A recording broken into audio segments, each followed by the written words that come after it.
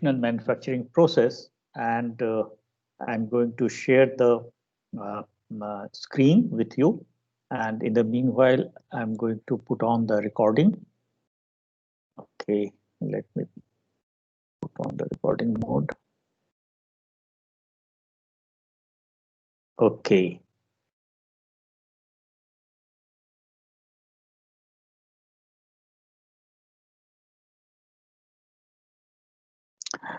Are you able to see the shared screen? One of you can respond to me. Yes, sir. Okay, that's very good. So I'm going to put it in full screen from beginning.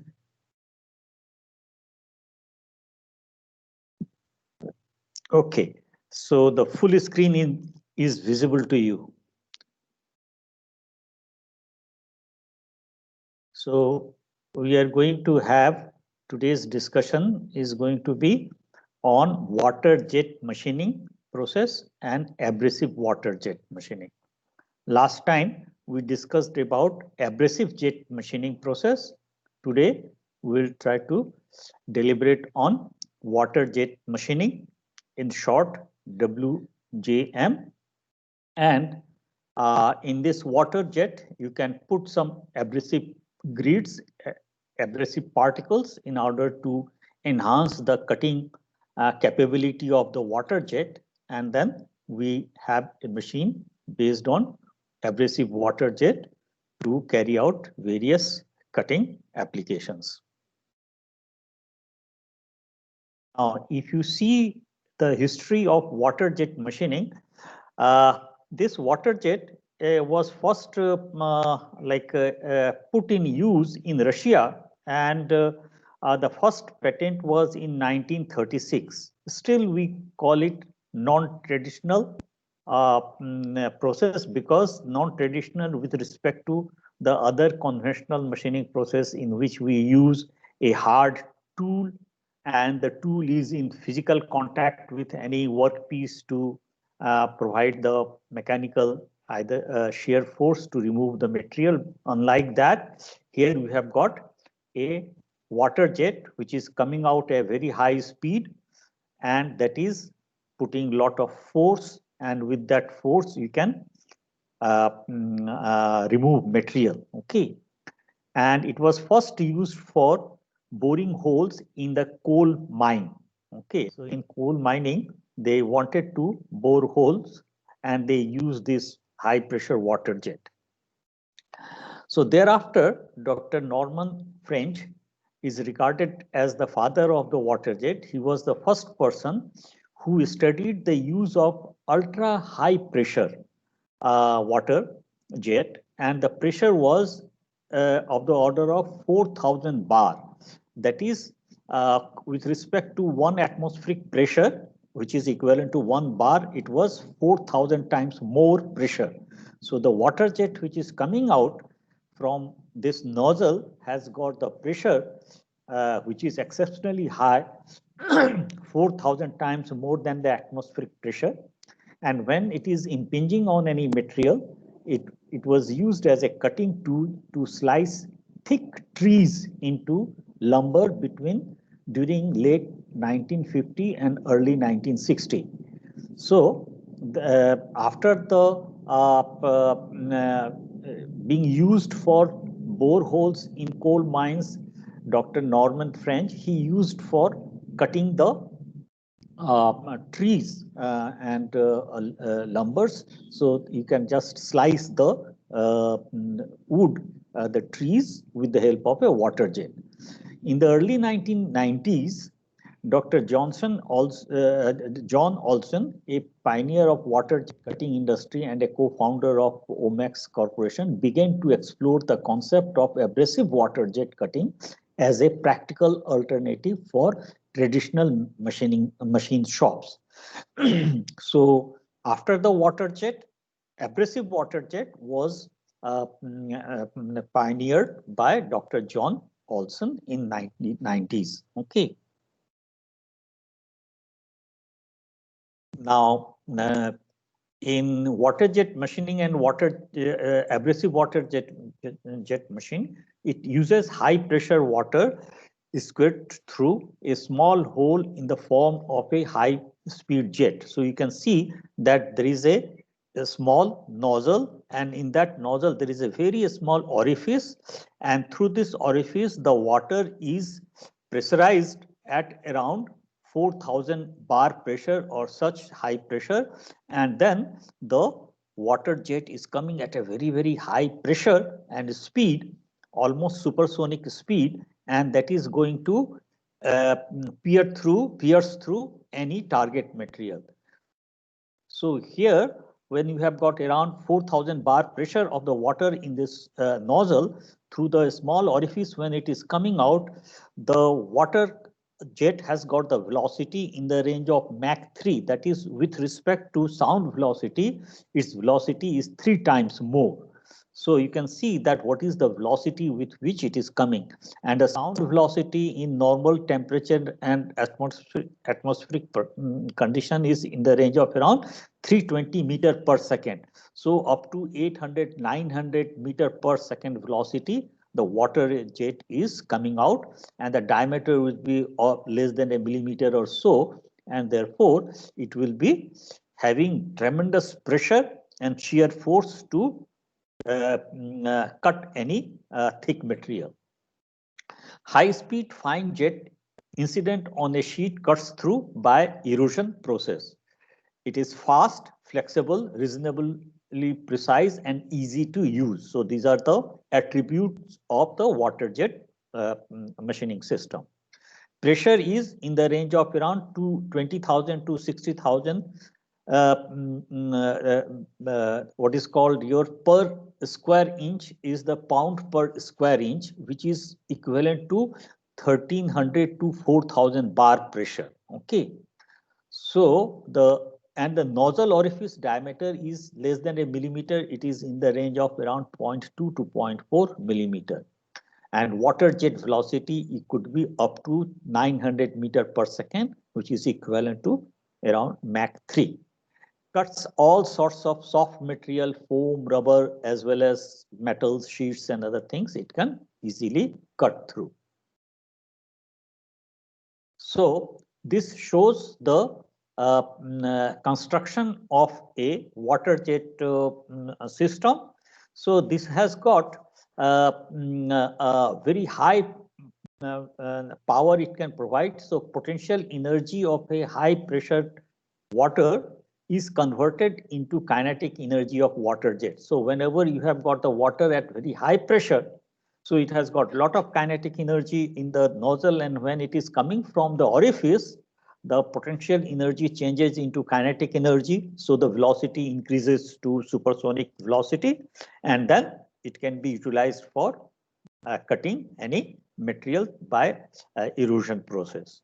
So the equipment, it has got the basic requirement of the equipment is going to be that we should be able to generate very high pressure water. So we have got a generator which is going to generate very high pressure, and then water power feeder and mixer. So here in this picture, you can see that how the pressure is generated.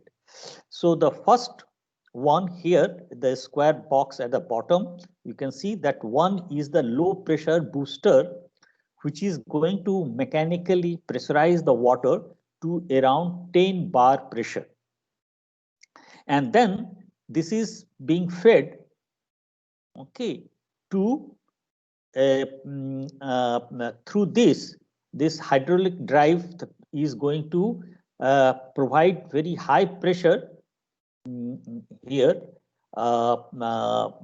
Positive displacement pump is going to make the pressure even higher, and the pressure generated by this hydraulic drive could be of the order of around 4,000 bar pressure. Okay. And third is the additive mixture, and it has got the mixture in water. A polymeric powder is added, and it has got long chain and this prevents the fragmentation of water jet. Now, when the water jet is coming, like when you put the water jet, if you open your tap water, if the flow is very small, then you will find that the water is just trickling drop by drop. And as you increase the water flow from the tap, then you will find that the very nice continuous jet or continuous flow of water is coming. Similarly, if you do not use a stabilizer, a polymer-based stabilizer, then what will happen? Then when the water jet is coming, it is going to form a spray sort of a thing. Okay, it will not come a single jet. Instead, it is going to break and it will come like a spray. But we don't want that it should form like a spray. So in order to prevent that spraying effect, a long chain polymer is added in the water in order to prevent this from fragmentation. And fourth is the direction control. And fifth, A and B is the intensifier. Okay, low pressure and high pressure intensifier. We'll just try to describe how it operates. So first, you have got the water here, and this water is added with the long chain stabilizer, polymeric stabilizer. So that is fed here, and this is the two chamber in which there is a piston to pressurize this water. Okay. Now this part, hydraulic drive, what it is doing, that it is the oil based drive. So what it is doing, that first it is pushing oil in this chamber. So when it is pushing the direction of the oil from this direction controller 4, it is directing the oil in this chamber and it is pressurizing this chamber. So what will happen? The piston 5 is going to move from right towards left because the oil is pressurized in this chamber, and then this piston is going to move, and when this piston is going to move, then whatever water is being placed here in 5B, which is at around 10 bar pressure, you see it is going to be pressurized.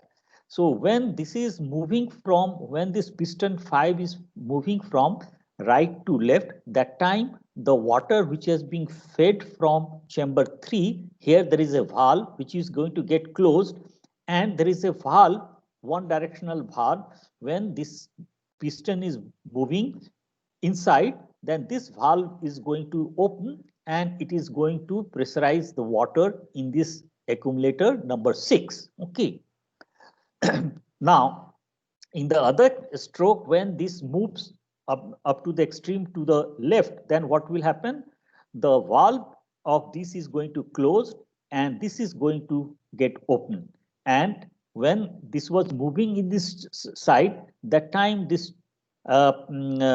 this additive, this water supply from 3, it was going, and as this piston was moving from right to left, this chamber was getting emptied, so the water was getting filled up here.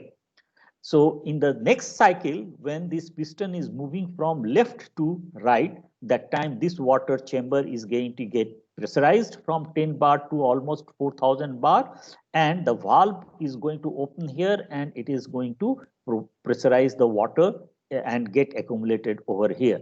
So what will happen, that in this mechanism where it is going left to right, right to left, left to right, then the sequence, in this sequence continuously water is going to be pressurized in both the direction in accumulator number 6.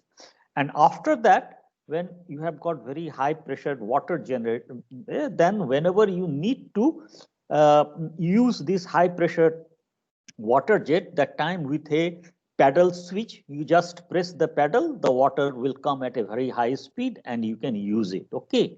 So this is the description of the machine which is used for this. Okay. So here it has been shown that the part number 4, when it is pressurizing the chamber, then what will happen when this piston is moving from right to left, then the water is going to come from this side, and when it is moving from left to right, so then it will come from the right chamber with pressure. And the pressure buildup is going to be determined by what is the pressure here and what is the ratio of area of this piston and this small cylindrical piston. Okay, the big piston in the chamber and the small piston which is moving in this small chamber. So depending upon the area ratio, you can get what is the pressure you want. Okay, so if the area ratio is 40 and initial pressure is 100 bar, then with the 40 area ratio, you will get around 4000 bar pressure, which is the PW, which is going to come into the in the chamber accumulator number 6, and from there you can use the high pressure jet. Okay. And this diagram, schematic diagram, shows the water valve direction. So when this piston is moving from right to left, that time this is going to get closed. As you can see that when this chamber is pressurized, then this valve is going to close, and this is going to pushed up and it is going to get open. So the water is going to go to attenuator or accumulator here. Okay, and when this is moving from the piston is moving from left to right, then this valve is going to get closed and this is going to open, and then water is going to pressurized water is going to get accumulated here. While this is happening, that time here some sort of a vacuum is going to created, and once the vacuum is going to created, then water is going to, this valve is going to open, and that time the water from low pressure water is going to come and it is going to fill up. Okay, so like this cycle is going to go on accumulating the water in this accumulator. So use of an accumulator with a double acting intensifier is to eliminate the pressure fluctuation. If only in one cycle, if the water was to be pressurized, then when the piston is retreating back, that time the pressure in this chamber is going to reduce. But if you are using double acting, so in the both the stroke, it is going to pressurize the water here. Because of that, you get water flow if you are continuously using through the using in the jet. Then what will happen? You are not going to get any fluctuation. You are going to get continuous high pressure water jet coming out from that. So because of that, double acting intensifier is the part number 2, which is giving you the almost this is the intensifier part, which is increasing the pressure of the water.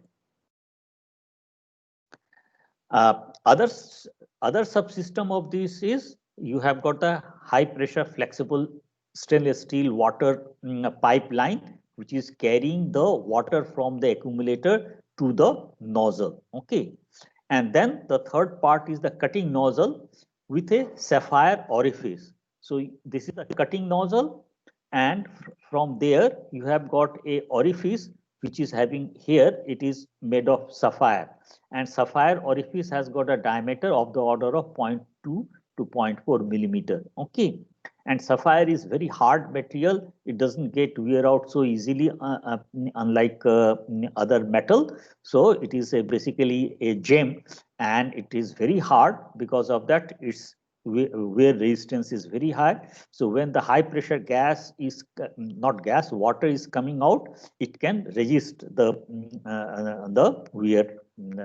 wearing out of the orifice. Okay, then the water jet is coming and it is falling on any workpiece. So workpiece could be in the form of a sheet which you want to cut. After this is it has pierced through and it is created, it has cutting. Still there will be a lot of high speed and energy in the water jet. So if it is falling on any other object, then it can cut that and damage that. So in order to prevent that, we want this rest of the energy of the water to be dissipated. So you have got a catcher. This is to absorb and dissipate the residual energy of the water jet. So just beneath the workpiece where the water stream is coming down, you put a catcher, and it is basically a long tube of around 300 to 600 millimeter, and it is there, it is falling, and then you put some ceramic beads and other things, like glass beads and other things, so that when this is falling on that, there it is going to get absorbed. This power is going to get absorbed. The jet is going to break up completely before it reaches to the bottom of the tube, and so you put a catcher here. Okay, so this is the typical nozzle, and you have got the your jewel kept here, so that you get a high pressure jet coming out, and that jet is going to be utilized for cutting process. Okay. Now, when the water is coming from the very small jet, then up to certain distance, it will not spread much. But after some time, what happens then when it is coming out at supersonic speed, then in this zone, there will be certain low pressure zone is created. And because of that, normal atmospheric air is going tends to rush from the surrounding of this jet, and it will try to entrap in the water jet. So what will happen, that as you go further away from the nozzle, then what will happen, that it is going to, the jet is going to spread, and it is going to entrap air, and its velocity is going to now get affected because its area is now increasing. So there is a certain distance up to which you can utilize, you can keep the workpiece to do the utilize it to do the machining. Okay.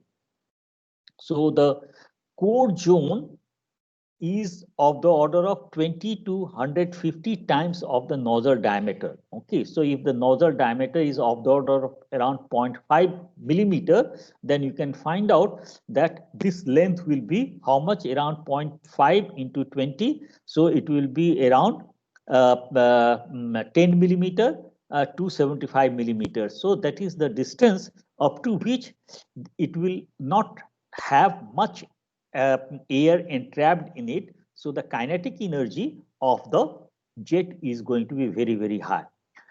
One may also consider that since the energy in water jet in the nozzle is in the form of what is called potential energy, it takes certain distance from the nozzle to have the maximum velocity.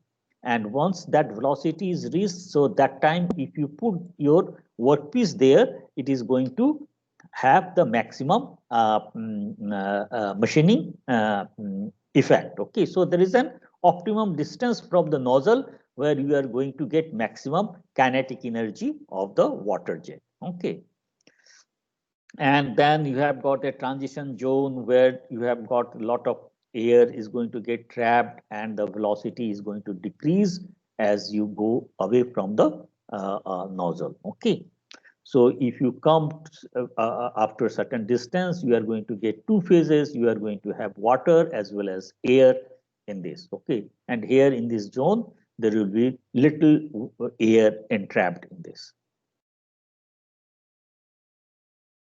So here, pure water jet attributes are that very thin stream in the range of 0.1 to 0.25 millimeter in diameter. You get, this is the common range.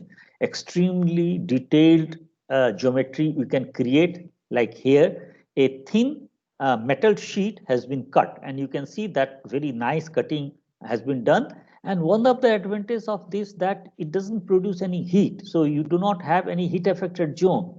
And also very often you do not get much burr. So it gives you very good quality of cut quality. Okay, so you can see that intricate design, and this is basically a what is called a seal for automobile engine has been cut out. Okay, and this is your what is called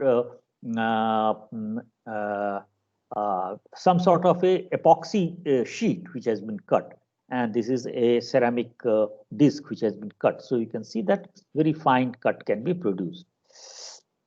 So very little material loss due to cutting, non-heat cutting, so it doesn't produce any heat.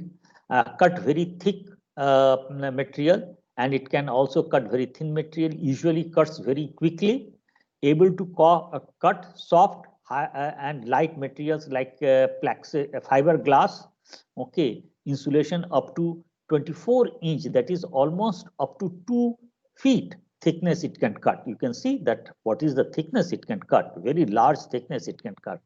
Extremely low cutting force, and you don't need very high fixtures to hold the workpiece. Okay, so these are the attributes. Okay, and the applications are the cutting of materials such as plastics, thin metal, textile, or foam, and also it is used for deburring and surface pinning. So these are the applications for which the water jet is used. Okay. Here, some typical process capabilities has been indicated. So these are some indicative parameters. So if you want to cut corrugated board, you can cut around 1/4 inch, that is 6 millimeter, 6.3 millimeter thick sheet. You can cut at speed of around 183 minutes per minute. So very high speed, you see, very high speed. With that you can cut.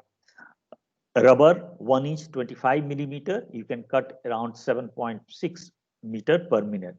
Plywood 19 millimeter, so 3/4 of an inch, you can cut around 1.5 meter per minute speed. Glass 1/2 inch 12.7 millimeter, you can cut at around 1.5 meter per minute. Foam, rubber, paper, granite, aluminum sheet also you can cut. So all these materials you can cut, and these are the typical speed at which you can cut.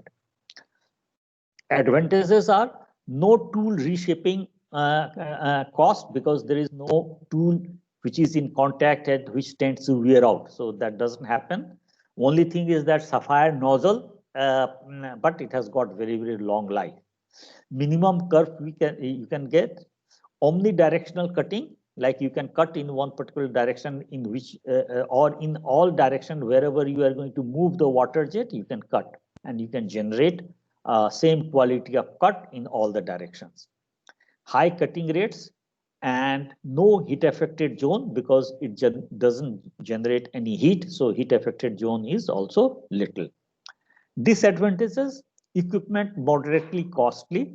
It has got because you have got a lot of compressors to generate very hydraulic compressors to generate very high pressures. Then you have got the sapphire nozzle and all the connections and everything should withstand high pressures in the range of around 4,000 bar pressure. So their strength should be very, very high. So when you take the cost of all these materials, the equipment cost becomes reasonably high. Not well suited for hard and thick material. Okay, you cannot cut thick materials like metal is typically within a millimeter or so, a few millimeters at the most you can cut. Then it generates a lot of noise, because the flow velocity of water jet is in supersonic velocity, so it creates a lot of noise. Okay, and high pressure hazard is also there, because by mistake if this high pressure jet falls on any other material, other or body of any operators, then it can cause lot of health hazard, as well as it can just do the stray cutting of at unwanted places and unwanted work pieces. Okay, so because of that, one needs to control the use of this water jet properly. Now we can try to model the process, and by making some simplified assumptions. Okay, so we can try to correlate the material removal rate in water jet machine with the water stagnant water pressure, etc. So let us assume that we have got the water pressure in the accumulator or at the nozzle is Pw, water density is rho W, and water velocity is Vw. So if you use Bernoulli's equation, then you can correlate the stagnation pressure Pw with density and its water jet velocity. So half rho V square, your kinetic energy is going to be equal to the potential energy. So you, from this Bernoulli's equation, you can get the velocity. So the velocity of water jet will be 2 into pressure inside the nozzle divided by density of water under root of that. Okay, so this is your equation number 1. Now there is some loss of energy in the orifice due to friction. So when the water is coming from the sapphire orifice, because of the friction, there will be some loss. So let us suppose that not 100% pressure that is in the form of potential energy is not converted into kinetic energy, and the fraction, the discharge coefficient of the orifice is of the order of is indicated by CD, and this CD is of the order of 0.8 to 0.98. So depending upon the design of the orifice, you can get almost 90%, more than 90% of the potential energy converted into kinetic energy, therefore the velocity. Okay, so you can get that velocity, which is given by this expression. Now, power of the water jet will be how much? The power, so if this is the velocity, then the power will be what is the mass flow rate of water multiplied by the velocity of the water jet. So half m dot of water into velocity square. So this is the power of the water jet. So if you put V from this expression, you get this expression. Okay, and then ultimately you get the expression for your power of the water jet in the form of orifice diameter d0, pressure inside the nozzle, and the density of water. And here d0 is the orifice diameter. Now, depending upon the material, we can find out what is the specific energy, that is the energy required to erode or cut out unit volume of the material. So if for a given material, energy required to remove unit volume of water is UW, then the material removal rate will be power divided by UW. So UW for different material from experiments have been determined. So from there, you can use that data, and with that data, you can find out for a given water jet power, what is the material removal rate. So the material removal rate will be given by this expression, equation number 4. So here now you can easily correlate the material removal rate with the friction coefficient loss, that is the coefficient of the discharge coefficient of the orifice, diameter of the orifice, then the pressure of what you are generating, whether it is 4,000 bar or 3,000 bar or whatever you are able to generate, and at whatever pressure you are operating the system, and water density. So the water density is around 1,000 kg per meter cube in normal temperature and pressure conditions, atmospheric conditions. Okay, so you can use that. And if you know the value of a specific material, what is the or your given material, what is the specific energy, you can find out the material removal rate. So here you can see that the material removal rate is going to increase with your pressure of the water jet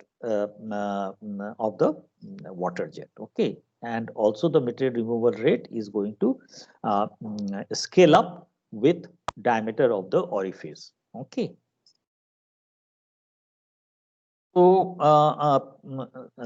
this will give you the idea of the water jet material removal rate as a function of different process parameter.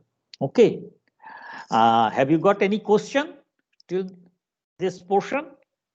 Any one of you? No. So let me then add some abrasive into this.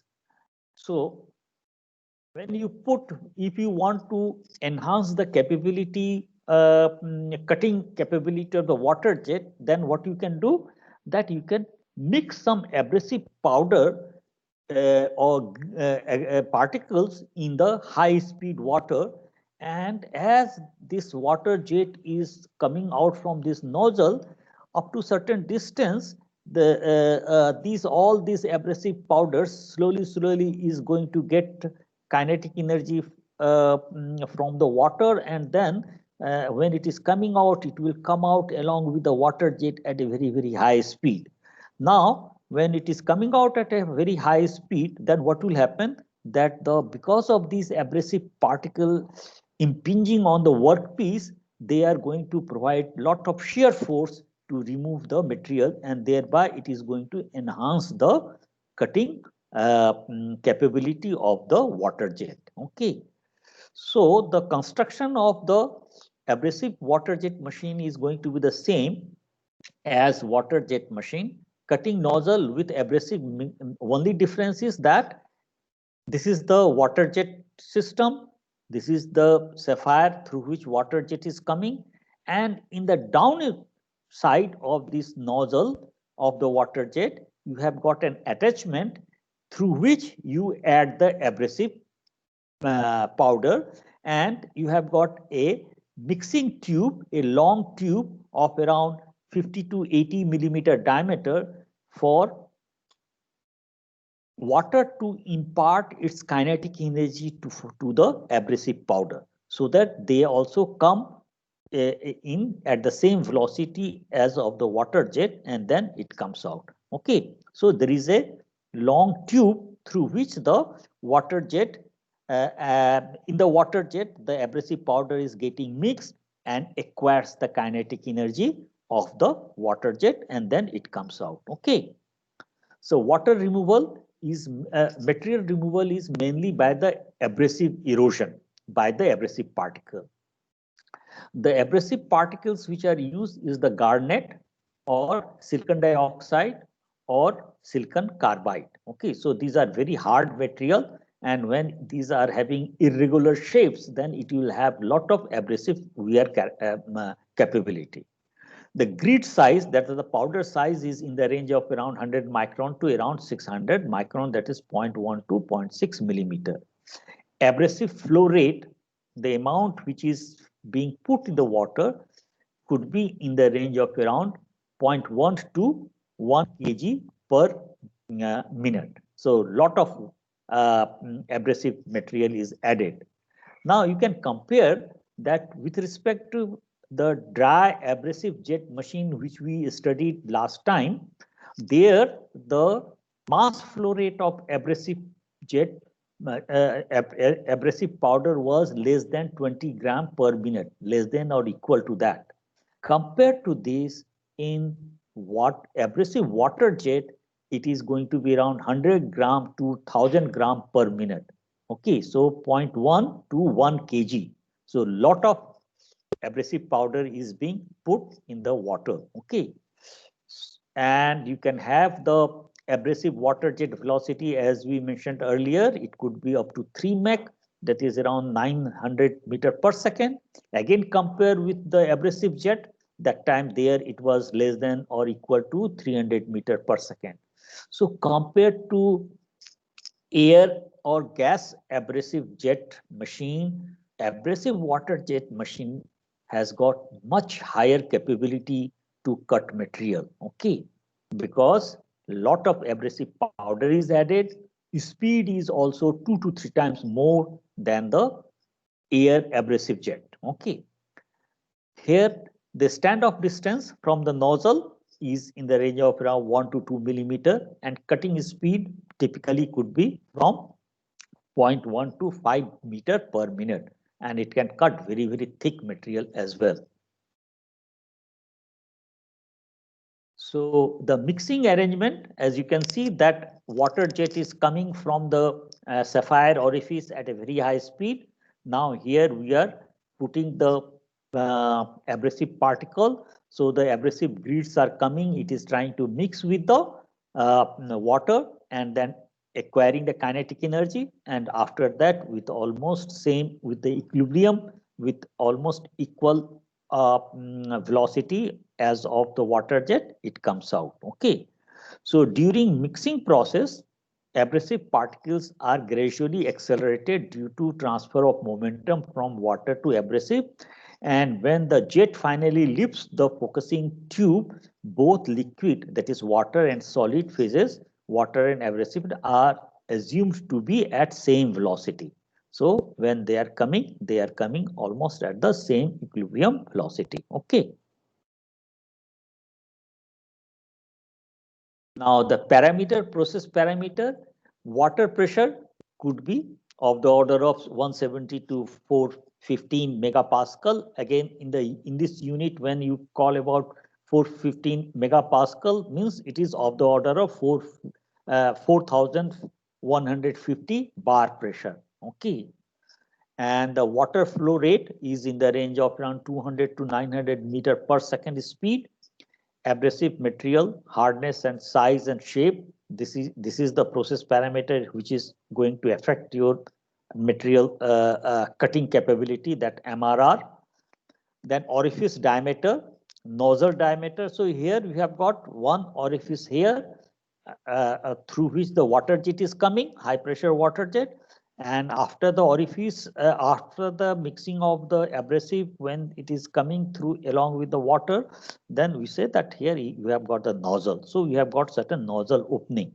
So there are two types of opening here.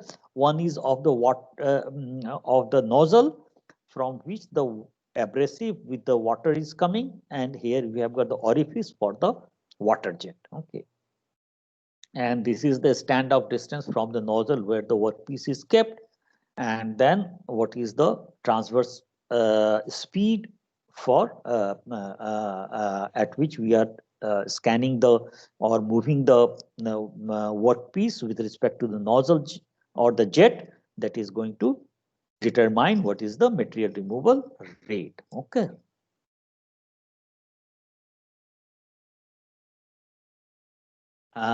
Like in case of water jet, here catcher is also very important, because lot of water and you have got lot of abrasive powder is coming. So that needs to be collected. So either this type of a tank is there in which this is going to get, and there is a water inside, so they are all going to dissipate, and then dissipate as kinetic energy. Other method is that inside this you have got some small steel or titanium boride balls, which is going to absorb all the kinetic energy of this abrasive and the water jet. Okay. Or one can have this type of plates. Okay, where it can dissipate its energy. Okay, so here a titanium boride plates could be put, which has got very high hardness, so it can just tend to dissipate the remaining residual energy of the abrasive water jet. So the catcher is very important, otherwise it can cause a lot of hazard as well as cause environmental contamination in the surrounding place of the working place. Okay.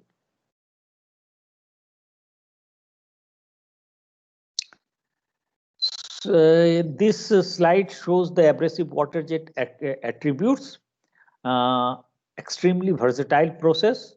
Any material can be cut, thin, thick, from metal, concrete, wood, everything it can cut. No heat affected zone because there is no very little heat is generated while the processing is done, and whatever heat is generated that is carried away also by the water. No mechanical stresses are remaining. Easy to program. So if you have got a nozzle mounted on any CNC machine, it can manipulate and you can have any shape of the 2D shape to cut. Thin stream, very small the orifice or the nozzle diameter it has got. Extremely detailed geometry it can cut. Thin to thick material. Thick material up to 10-inch material it can cut. It can cut thin sheet put in stacks. Now, when you are having thin sheet, you can put large number of sheet, and if you are cutting of the same shape and size of the profile you are cutting, let us suppose in automobile industry. In automobile industry, the shape of the car or auto the vehicle is going to be the same, so the body part are going to be similar. So, and there the steel sheet has got the thickness in the range of around 1 millimeter or 1.2 millimeter. So lot of them you can stack together and then you can just cut in one go. And since there you need the same type of cutting, so there it is going to be very, very useful. Okay.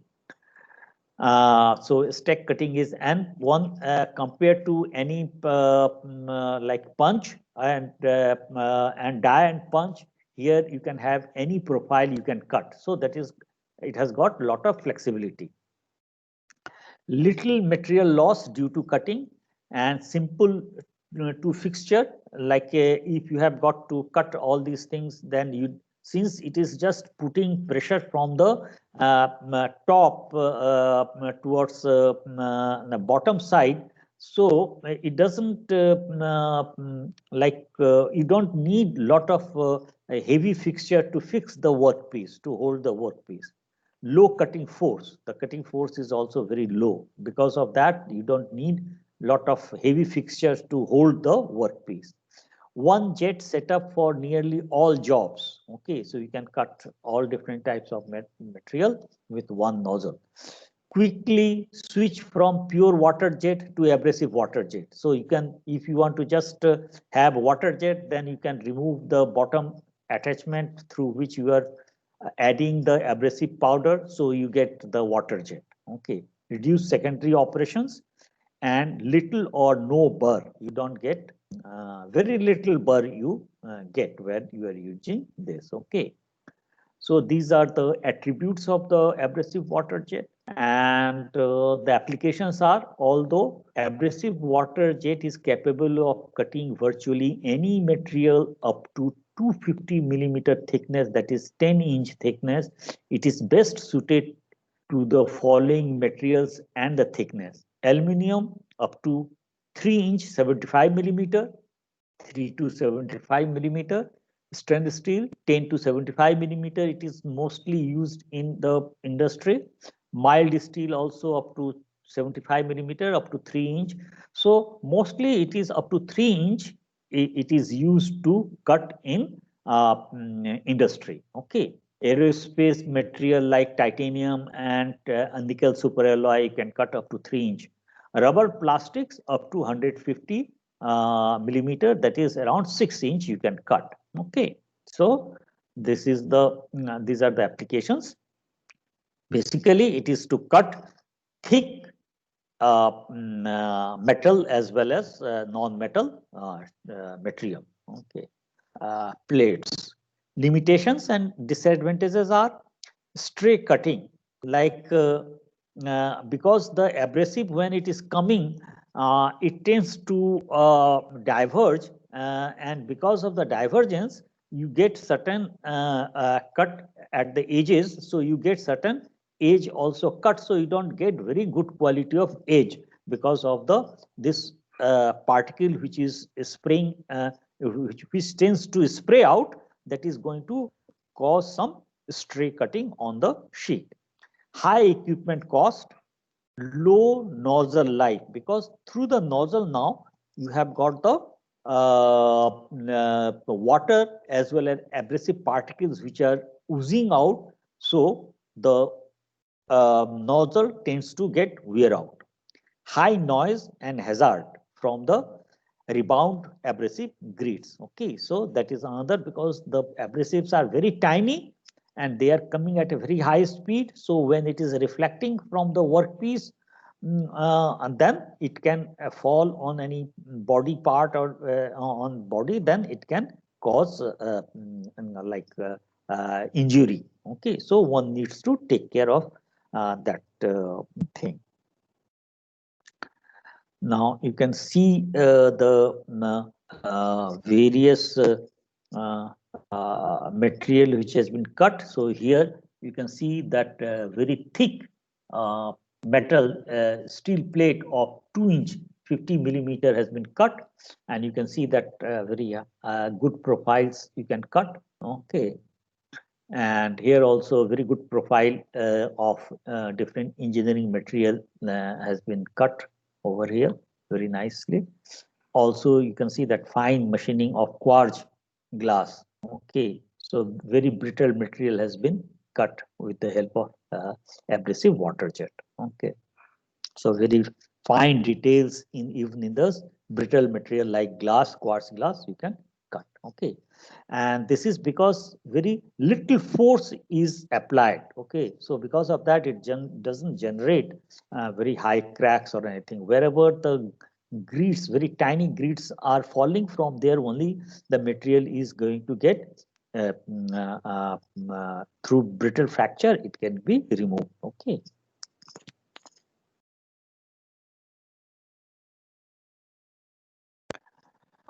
This is the cut quality part.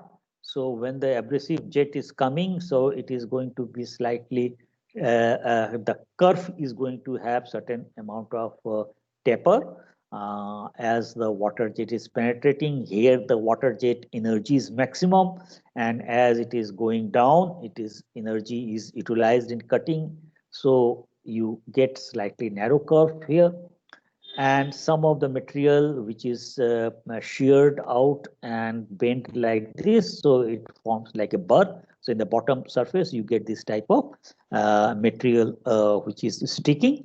So if you see the top surface of the cut plate, here it is relatively less burr coming, and the bottom surface there could be some high amount of burr could be there. So this is the quality factor which needs to be minimized. This burr needs to be minimized to get good quality of cut. And when the abrasive particle is shearing the material out, you get this type of striation. So this is going to cause certain amount of roughness on the cut surface. So in order to get improve the quality, you need to minimize. So sometimes you need to optimize the process parameter for a given cutting a given material to minimize this roughness, striation, as well as to minimize the burr. You need to also the taper angle, you need to optimize the cutting speed as well as the velocity of the water jet, and the what is the amount of abrasive powder you are mixing. Okay, so these things needs to be researched and optimized. Okay. Now, we try to again do some modeling for the abrasive water jet, similar to what we have done for the water jet. So here, from the previous slides of water jet velocity and power. So the power of the water jet, if you recall the equation number 3, we get this is the power of the water jet, which is coming from this orifice from here. Okay, so it is dependent on what is the discharge coefficient of the sapphire nozzle here, CD, which will be of the order of around 0.9 or so, and diameter of this orifice of this sapphire orifice, pressure of the water jet, water accumulator, and density. So based on that, we get the power of the water jet. Now, when abrasive powder is mixed, then momentum is transferred from the water jet to the abrasive. And when it is getting equilibrized, then we can say that assuming that the initial velocity of abrasive is negligible and it is acquiring a velocity v after it is coming out over here. So we have the momentum balance, rate of change of momentum we can balance. So rate of here the mass flow rate of water into velocity is going to give that what is the momentum, rate of momentum is coming out from here, and what is coming here, assuming that the equilibrium velocity of the water, abrasive water is jet is VAW, and this is the rate of water which is coming from here, and this is the rate of abrasive material which is added. So it is the mass. So this the m dot wv here, and this side is going to be this much. So these are going to be equal if you assume that there is no loss in the process of in the process when it is being added here, when the abrasive grids are acquiring the kinetic energy from the water. From this expression, we can find out what is the velocity of the abrasive water jet. So this is the abrasive water jet, and if you just rearrange the expression and put the ratio of abrasive powder mass flow rate divided by abrasive water mass flow rate as a R. So R is equal to m dot A divided by m dot W. So this is the abrasive loading factor. So in that form, when we put, then we get the abrasive water jet velocity is equal to water jet velocity divided by 1 plus R. So if the abrasive powder is not being mixed, that time the loading factor will be 0. So that time the velocity of the water jet will be equal to what is the velocity here. And as you go on putting abrasive powder, the velocity of the abrasive water jet with respect to water jet velocity is going to reduce. Okay, which is understandable. Now, when this jet is coming out from the nozzle here, so because of the some collision with the wall and the of the abrasive particles bouncing within this mixing tube, and when it is coming out from the nozzle, there will be some momentum loss factor. So eta, we say that it is the momentum loss factor. So effectively what velocity we get will be of the will be equal to eta times this. Okay, and eta could be depending upon the length of this tube and how the design is, it could be also around 90%. So you get a certain transfer loss factor here. Now the power of the abrasive will be again equal to, since the maximum cutting is done by the abrasive particle, therefore we consider the power of the abrasive phase only. So it will be equal to half mass flow rate of the abrasive powder into its velocity. So this is going to give you your power of the abrasive jet. So again, if you manipulate the equations a bit and put in the form of the water jet velocity and the mixing ratio. And if you put this water jet velocity from the equations here, that water jet velocity, how it has been placed here. So if you put all those things after putting all these factors, you get this expression for the power of the abrasive water jet. So it is dependent on the diameter of the sapphire orifice and the discharge coefficient there. It also depends on the pressure of the water jet, density of the water, what is the momentum transfer factor, and the uh, abrasive powder loading factor R. Okay, so on that we get the relation. So pressure of the power of the abrasive jet is now expressed in the form of various process as well as the system parameter. System parameters are your D0, diameter of the orifice, coefficient of abrasive this discharge coefficients, and water jet pressure is your what is called your process parameter. R is again a process parameter, so you can relate that. Now, if your material removal, the specific energy to remove a unit volume of material by abrasive water jet is Excuse me, UA. sir. Yeah. Sir, sorry to interrupt, but like I think it's lunchtime now. It's been 5 hours Okay. class non-stop.